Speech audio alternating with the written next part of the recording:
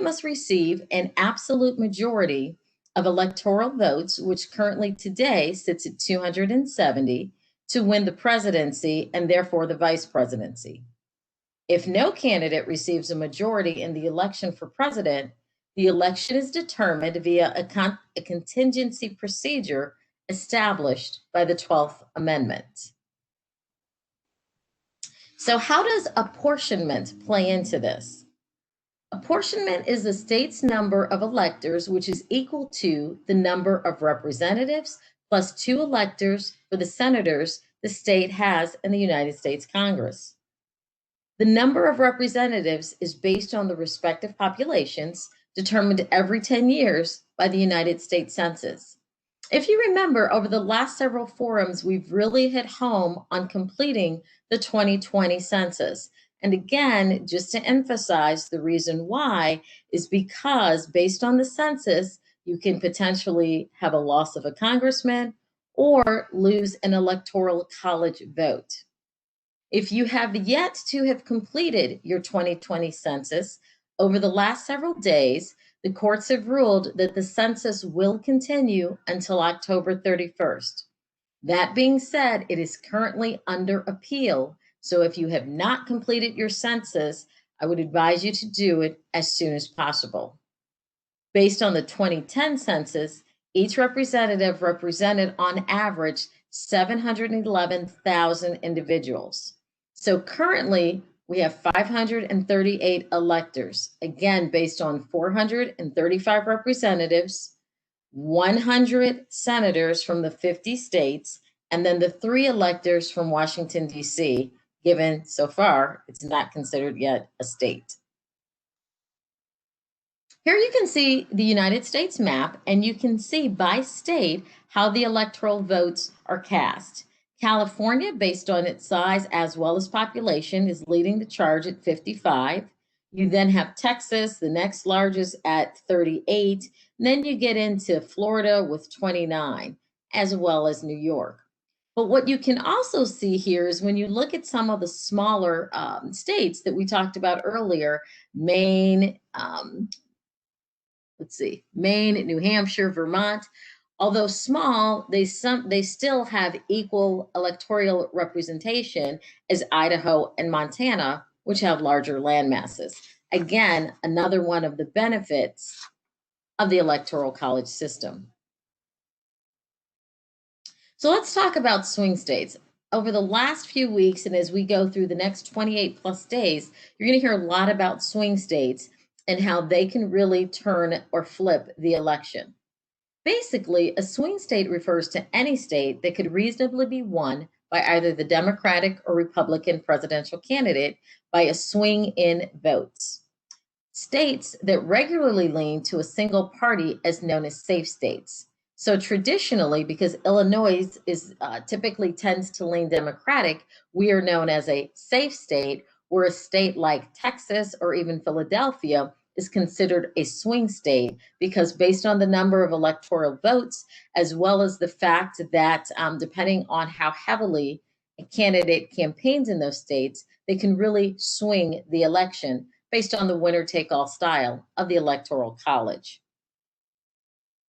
Following the nationwide presidential election, each state counts its popular votes according to that state's laws to designate presidential electors. So again, what we want to make sure and just know, there are a few states where the electors do not necessarily have to vote for the popular vote or the candidate that has the winner take all. Here you can see in red that list of those swing states. So basically we've got Arizona, Colorado, Florida, Georgia, Iowa, Maine, Michigan, North Carolina, Ohio, Pennsylvania, Texas, and Wisconsin.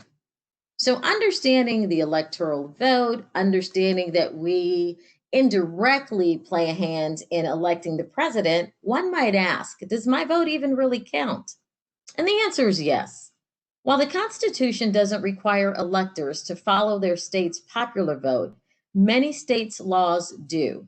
Though it's rare, electors have challenged those laws and voted for someone else. There are three primary flaws with the Electoral College, which is why at the moment there's a lot of momentum in doing away or abolishing the Electoral College. One of those reasons is primarily it's considered undemocratic. Two, it permits the election of a candidate who does not win the most votes or the popular vote. If you recall, in the 2016 election, the Republican candidate, while winning the Electoral College, failed to win the popular vote by about 3 million votes. And then lastly, its winner takes all approach cancels the votes of the losing candidates in each state. While most states allocate electoral votes in an all or none manner to the popular vote winner, Maine and Nebraska are the two exceptions. They take a different approach. They use the congressional district method, which for these states allocates 2 electoral votes to the state popular vote winner, while then 1 electoral vote to the popular vote winner in each congressional district, which is 2 in Maine and 3 in Nebraska. So at the end of the day, yes, your vote really does count. And with all that's going on with COVID and everything else, this would be the year to really think about what is your strategy to cast your vote. And with that, I'm going to turn it back over to Brad. Thanks, Angela. That was some good stuff, good information. All right, we'll move on to trivia question number 2.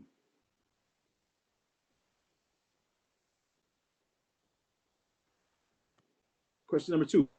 How was slavery addressed in the United States Constitution? Was it a 3/5 compromise? Or B, the word slavery was never mentioned? C, apportionment of representation and taxation? Or D, all of the above? Once again, place your answer in the chat, and we will review them at the end of the session tonight. All right, we're gonna bring on the next speaker, the big man in the middle, Deacon Mike Thomas. Oop. Hold on, Mike. You have to unmute yourself. Sorry about that. Thanks, Brad. My part of the presentation, I'm going to actually talk about the federal judges as well as Supreme Court judges. The United States federal courts are the system of courts organized underneath the United States Constitution and federal law. The federal courts decide disputes involving the Constitution and laws passed by Congress. Altogether, there are nearly 1,770 judgeships authorized across the 209 courts in the federal court system. About half of the judges sitting on the federal courts are appointed by the President of the United States for life terms. The remaining judges are selected by judges sitting on circuit or district courts for terms or defined lengths. Next slide, please.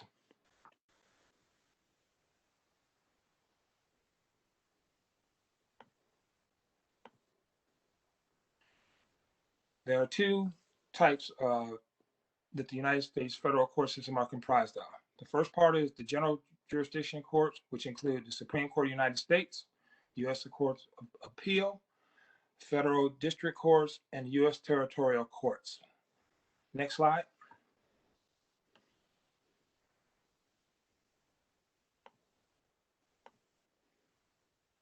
Federal courts are also comprised of submatter jurisdiction, which includes bankruptcy courts, courts of federal claims, armed forces, veterans claims, tax courts, international trade, and intelligence surveillance. All these courts pretty much doing what they say they mean to do. Next slide, please.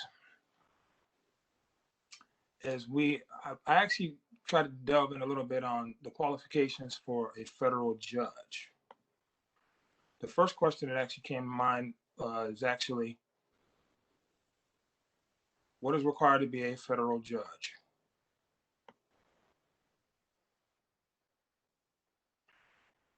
The Constitution sets forth no specific requirements. However, members of Congress who typically recommend a potential nominee and the Department of Justice, which reviews nominees' qualifications, have developed their own informal criteria. Next question posed is, do federal judges need a law degree? Believe it or not, the United States Constitution sets forth no specific requirements about who can become a federal judge. They are all nominated by the President and confirmed by the United States Senate. They are all appointed for a life term. A federal judge is not even required to even possess a law degree, believe it or not.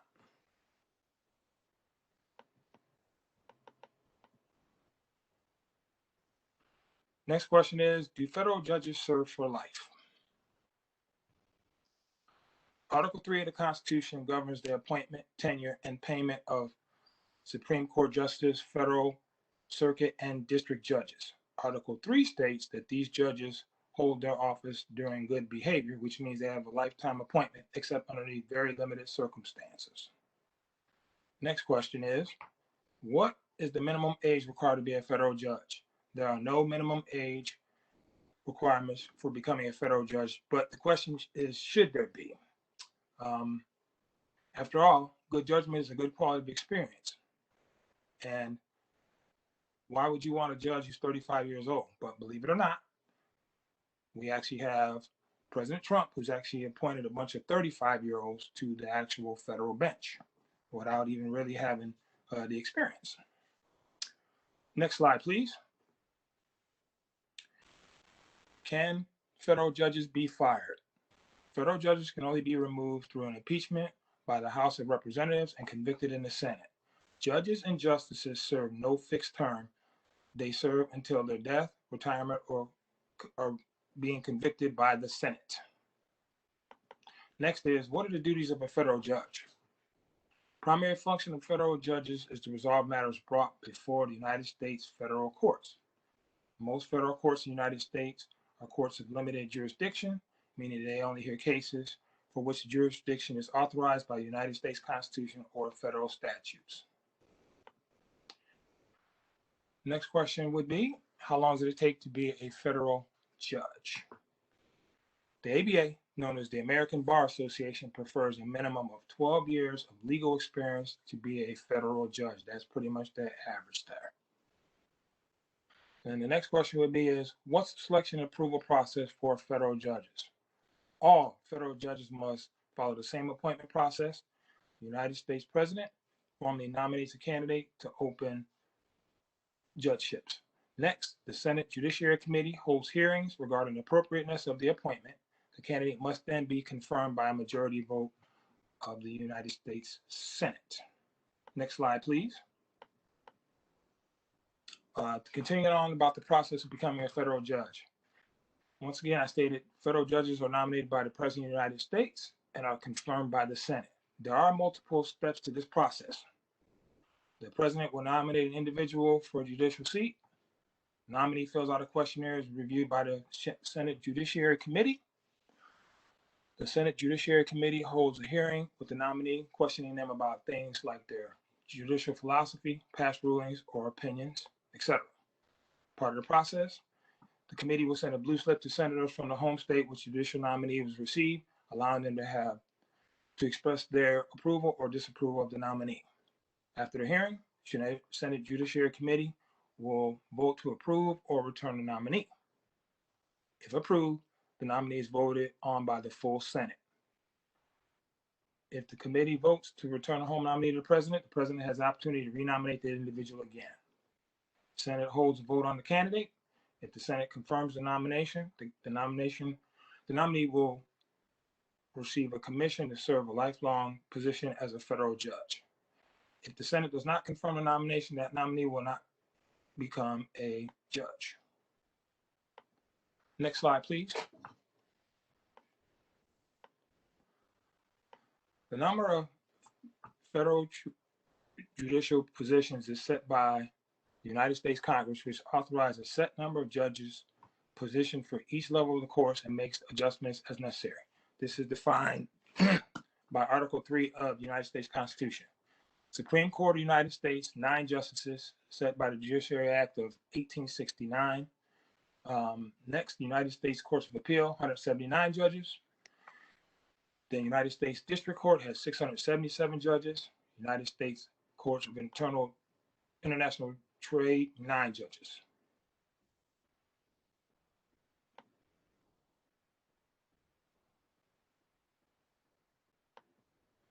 Next slide, please.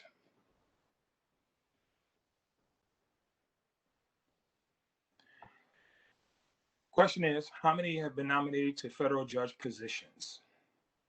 George W. Bush appointed 327 Article 3 federal judges, including 2 justices to the Supreme Court of the United States, including 1 Chief Justice, Justice John Roberts, who sits in the seat right now, 62 judges to the United States Courts of Appeal, 261 judges to the United States District Courts, and 2 judges to the United States Courts of International Trade.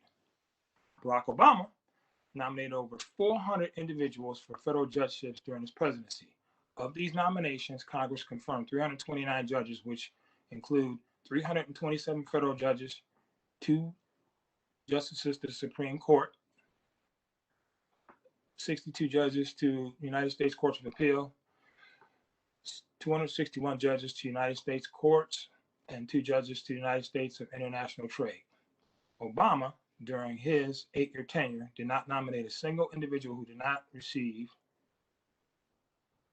a not qualified American Bar Association recommendation. Now, we should also note during Barack Obama's term that there was a lot of partisan politics going on as far as the actual Senate is concerned, who actually confirms these actual judges. Well, along the way, around 2013, a lot of the Republican senators were blocking some of Obama's nominees. Senator Harry Reid, who was actually over the Senate, on November 21st, 2013, evoked the so-called nuclear option and changed the Senate rules, meaning a simple majority of vote which would suffice for all nominees except for the Supreme Court. This significantly sped up the pace of confirmation during 2014, especially to the district courts. Now, let's clarify. When the actual federal judges were actually ruled upon, as far as the previous rules in the Senate, it was supposed to be 60 votes for a confirmation. Now, since you have, it's actually changed to now 51, which is your now simple majority. And that actually is playing out right now. Now, we look at President Donald Trump, who's nominated 271 individuals to the federal judgeships. 218 of them have been confirmed. There were 64 vacancies in the federal judiciary as of October 1st of 2020. Of those vacancies, 40 had pending nominations. Trump had nominated 9 individuals rated not qualified by the American Bar Association to serve as federal judges. Of those 9 nominees, 7 were confirmed for lifetime appointments to the bench. Let's also clarify and state, as it is, that all of these judges pretty much are young, white males, and they actually have a very conservative ideology. Now, the irony between President George W. Bush and Donald Trump is that they both were actually waving off what the American Bar Association had to say, and they were starting to use an outfit called the Federalist Society. Federalist Society was founded in 1982 by a group of students from Yale Law School and the University of Chicago Law School and Harvard Law School. According to the group's website, the Federalist Society seeks to support the principles that state to exist to preserve the freedoms and the separation of government and power, and is central to our Constitution, and is emphatically the province and duty of the judiciary to say what is law and what it should not be. All of this stuff is actually playing out right now because you actually have John Roberts and Samuel Alito, who are current justices on the United States Supreme Court. They both had relationships with this Federalist Society. And almost half of George Bush's appointees actually to the federal court were also society members. Donald Trump, who actually took on Neil Gorsuch, is actually a member of that actual society. So we have to take into consideration that when a lot of the things actually run into the Supreme Court, that there are approximately 7,000 cases where the United States Supreme Court actually takes a look at only between 100 and 150 of them. So the one thing that we'll say as far as the federal judges and Supreme Court judges, we have to realize that elections actually matter. Next slide, please. This last slide here is there's an actual article that's actually attached, and I would actually urge any and everybody who's actually concerned about what they're seeing as far as what's going on with the federal nominations and even the Supreme Court, because the court has actually been considered to be very partisan. Although you hear the Supreme Court Justice John Roberts say that they're not Obama judges, they're not Bush judges, they're not Trump judges. He says that they're United States Supreme Court justices, but it's become very partisan. You can even see as Ruth Bader Ginsburg passed away, the Republicans made a mad dash and rush to nominate the judge Amy Coney Barron. The interesting thing is you have to go back. Look at when you had the Supreme Court justice who actually passed away. And right before Barack Obama got out 10 months prior to, the actual Senate didn't want to move off of that because they said they wanted to wait for the people. Well, that's 10 months before the next election heading into 2016. Now you actually have it where they're trying to run this process. By the way, the process to nominate, they're stating, for a Supreme Court justice takes approximately 70 days. We're trying to cut that time actually in half. This is why this article I'm actually putting out here, you need to try to keep in mind, look at some of these actual points that we're actually pointing out here. Some of the things that are going to affect the partisan fight of the Supreme Court that will affect issues for the next umpteen years. Think about topics such as Roe versus Wade, which will actually be on the table, because think about it like this. If Amy Coney Barron is actually brought in as actual Supreme Court justice, it will be six conservatives on that judge, and there'll only be 3 liberals. Then you're going to look at issues such as climate change that will come up. The Affordable Care Act is actually going to come up, but let me also clarify. Right now, if you have not been paying attention, I can tell you that Affordable Care Act, known as Obamacare, is actually going through the federal judiciary system right now in the state of Texas. And they were actually told by the Trump administration to actually rule on what they thought about the Obamacare Act or Affordable Care Act a week after the general election. So kind of keep that in mind. Another thing that should actually be on the table, should be on the back of your minds as you actually vote, is you have to look at the Voters' Rights Act. You also have to consider affirmative action. Gun control is going to come back. You can also look at DACA, the Deferred Action for Children Arrivals Program, and even LGBTQ rights. So, as far as presentations are concerned, we have to pay attention. We have to stay awoke. So we have to stay awake. We have to put our foot on the gas. Please vote. Thank you very much.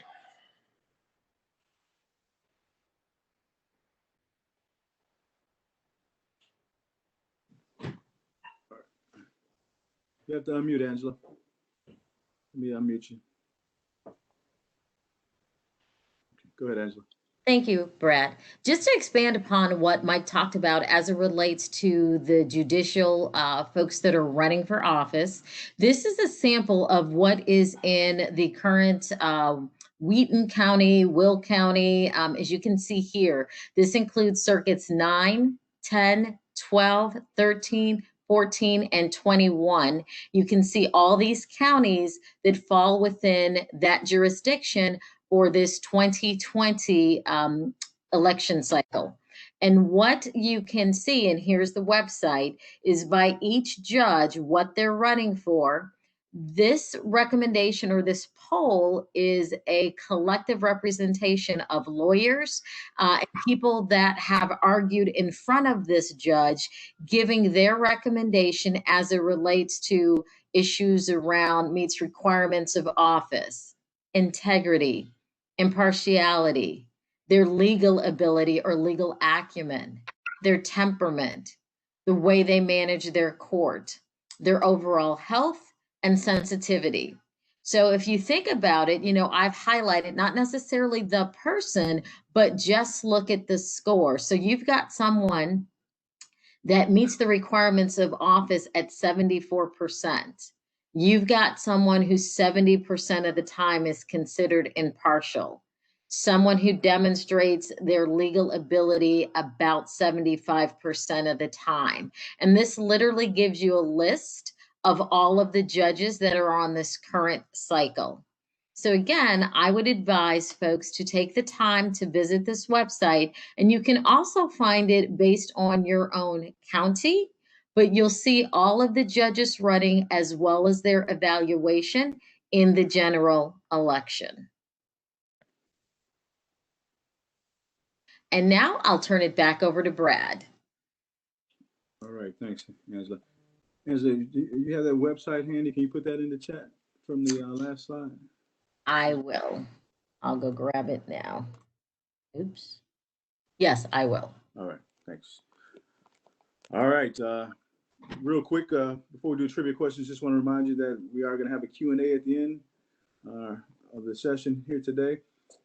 So if you have some questions that you had jotted down from previous slides, from earlier in the presentation, you get an opportunity to get those answered. You can either ask them or just slide them in the chat for us. All right, trivia question number 1. Who was the first American woman elected to the United States Congress? That's an easy one, huh? Shirley Chisholm? Yes. All right. I know that because it's highlighted there. I know. I forgot to make it a second slide. Too bad. Sorry. I cheated. All right. Trivia question number 2. How was slavery addressed in the United States? 3/5 compromise. The word slavery was never mentioned. Apportionment of representation and taxation. And that answer is, or D, all of the above. The answer is D, all of the above. Right. All of these were mentioned to address slavery in the Constitution. All right, so we just want to go over a few key takeaways that we hope you are left with tonight. And first, just the first point, the United States exemplifies the varied nature of a constitutional republic, a country where some decisions, often local, are made by direct democratic processes, while others, often federal, are made by democratically elected representatives. All right. The electors equals a group of people apportioned among the states in the same numbers as their representatives in Congress. So that was a key term for us. Number 3 takeaway, a candidate must receive an absolute majority of electoral votes. So that's 270 currently to win the presidency. All right. The president and vice president of the United States are elected by the Electoral College, which consists of 538 electors from the 50 states in Washington, D.C. We know that states have different numbers of electors. All right. Another point, the popular vote is affected by the Electoral College when the citizens cast their ballots for president in the popular vote. They elect a slate of electors. All right, so your vote does count. Altogether, there are nearly 1,770 judgeships authorized across the 209 courts in the federal court system. To learn more about the judicial races in your specific county and to see polling rankings, visit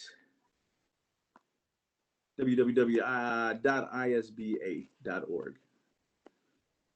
Was that what you put in the chat, Angela? I will put it in the chat. I have to stop sharing my screen, but yes, that's the exact one. Okay, so that's the website Correct. that we were talking about earlier. Correct. All right. Well, we had some pretty good presentations, a lot of information shared. With any questions about any of the information shared? Was there anything that, any comments, any food for thought, any gleanings? Slide that other slide backwards so we can see that website while you're talking. Thank you. I'm going to try and add it in the chat now.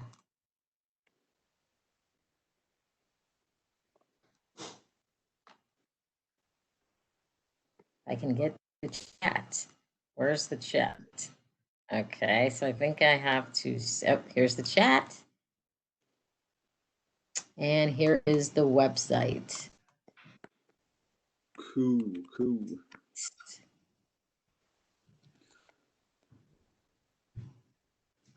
Okay. I think I see a question in the chat box now. All right. The question is, how do we explain a president that wins the Electoral College but not the popular vote? You want to tackle that, Angela? I can, and again, during the 2016 election, that is exactly what happened. And, one would argue strategy won that day. So instead of technically going after the popular vote, the Republican Party did secure the presidential nominee by taking the Electoral College, although losing the popular vote by 3 million.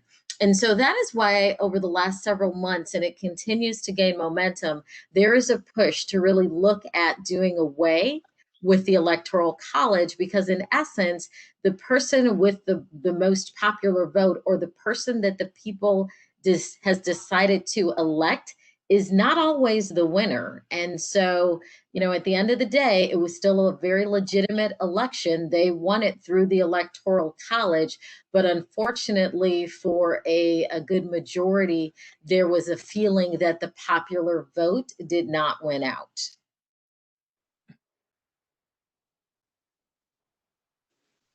All right.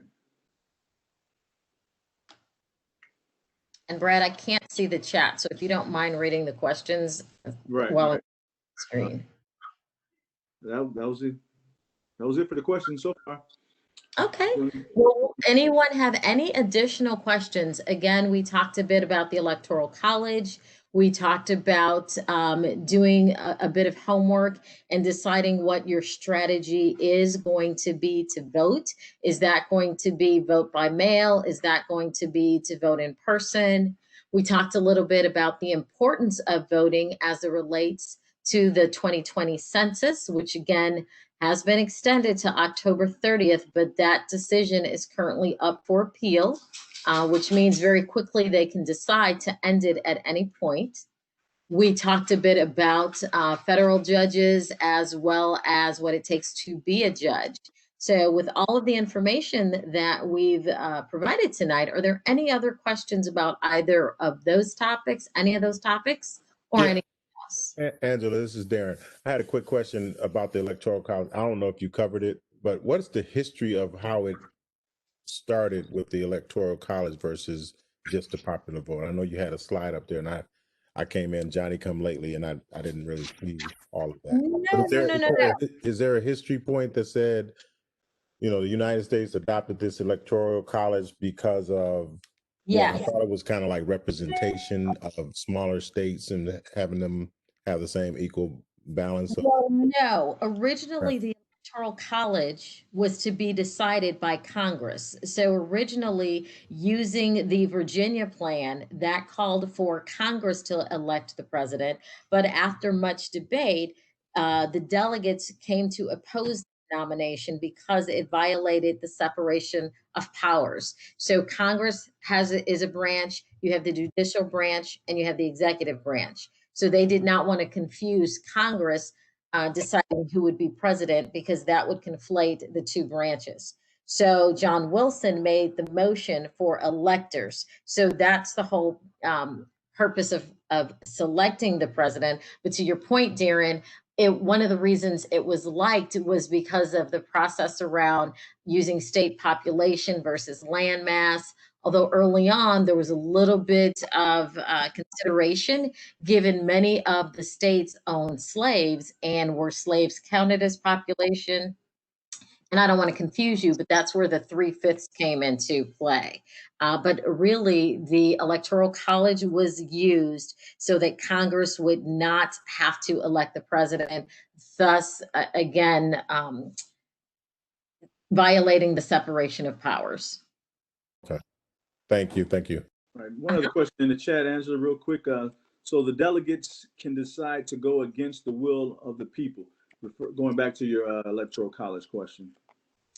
I would say for the most part, no. However, with the caveat, there are a few states that, for specific reasons, say for instance, with all the current talk of voter fraud, of mail fraud, that if they could make a case that the election could be nullified because there was no clear cut winner, there are a few states where the electoral college can cast a vote that might be different from the popular vote.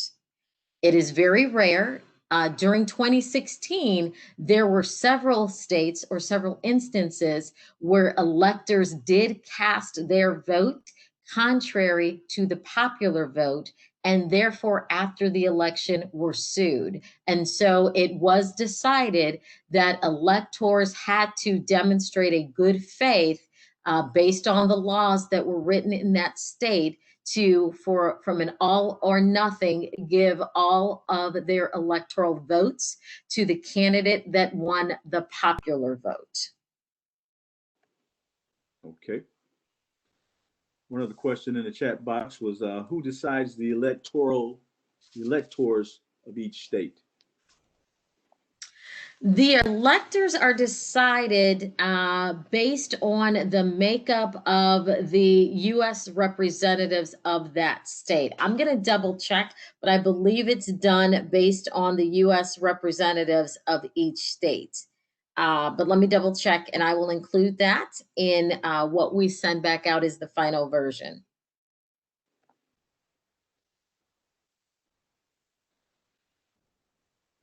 All right.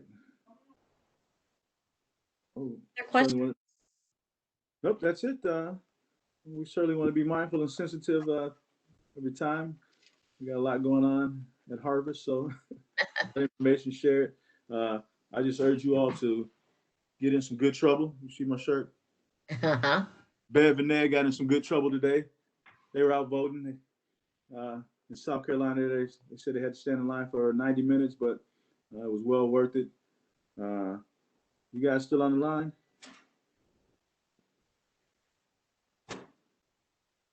Good, good. I just want to, trying to find you. I want to unmute you just for a second. Go ahead and mute, here.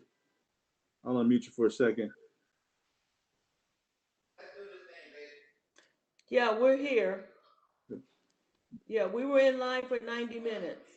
So a lady came out and she said that if we had requested an absentee ballot, we could not go in to vote.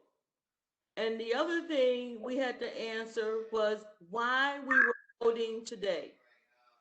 Wow. And so I told her because we had the opportunity to, so why not? So Again, be very mindful of the laws and rules within your state. So, for instance, Bev, in the state of Illinois, if you request an absentee ballot, you can surrender that ballot and go vote in person. They will take your absentee ballot, or excuse me, your vote, your mail-in ballot. They will take your mail-in ballot. They will set it aside and give you a new ballot to allow you to vote right then and there. No reason needed or required. well, that's not the case here. Right, well, obviously. So, Well, and just be mindful as we get closer to the election, there are going to be last minute challenges in court, last minute appeals. I believe over the last several days in the state of Texas, the governor has been allowed to state that there will only be one drop box for mail ballots per county, whereas before you had numerous drop boxes. So now there could be anywhere from a 36-mile round trip for people to be able to go and drop off their ballot. right. And So also, as of today, you have to have a witness signature on your absentee ballot. As of today. that the court has lifted. Well, they had put in place that you didn't have to worry about that. But now, as of today, this back on the back is required that you have to have a witness signature for your absentee ballots. Yeah, that's a South Carolina. And Mike, can you speak to that, Mike? Yeah, Mike is aware of it. He mentioned it earlier. What it is that it was actually ruled upon by the Supreme Court. And remember, I told you they look at a certain amount of cases, but that was already something that was sitting on the books down there in South Carolina. But what they were trying to do is reinforce it, because guess what? That's like another form of voter suppression there. So they were trying to release the state from that burden by saying, because of COVID. Well, Supreme Court actually steps into it. And then now you actually have that debacle. But I will also add on to this too, since we're looking at elections. I mentioned the Senate a little bit. We need to take into consideration these Senate races. Okay, think about these Senate races, because you have to determine as to what's going to happen as far as these judges. And a lot of these Senate races right now are really red hot because of the fact that they're looking at certain things. Like here's a given example. We talked about how the Supreme, they want to take this nominee, Amy Coney Barrett, and they want to send her right to the Supreme Court justice seat. Well, you do notice the House actually passed the bill, has passed it twice now, for federal relief for the people that don't have jobs, right? This Senate can vote on Supreme Court justices, but they can't do anything to help the people that are struggling. You have to keep this stuff in mind. So just kind of keep that in the back of your mind. Senate races do matter as well. Yes. All right. Mike, and that's a partisan question, but someone wanted to know what were the chances that the Senate would flip to the Democrats, and I don't know if we can speak to that during this forum.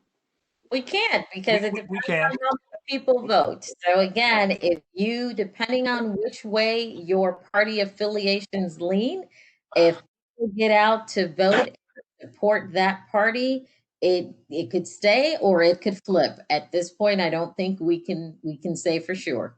All we can do is encourage everyone to do their research and go out and vote. All right. Anything else, Mr. Brad? I think that's it. All right. Well, thank you. Can I just add something, Darren? Yeah. Go ahead, Yes. Darren. Please be patient at the polls when you go. Yeah. Because they try to get you a little flustered. I voted once, but it took 2 tries to get me there.